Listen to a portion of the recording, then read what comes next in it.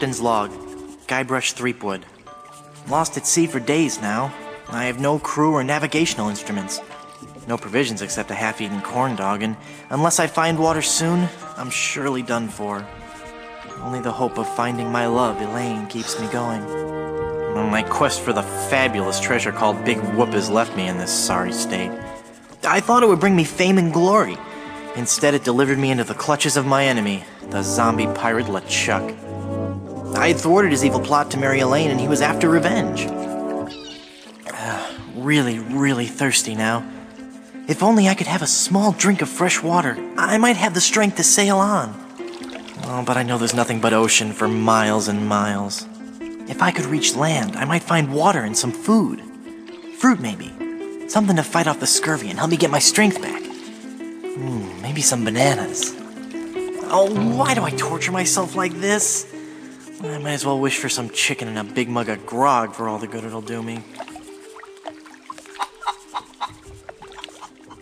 Oh, my sweet Elaine. Am I cursed to starve here on this ocean without seeing your face just one more time? Am I...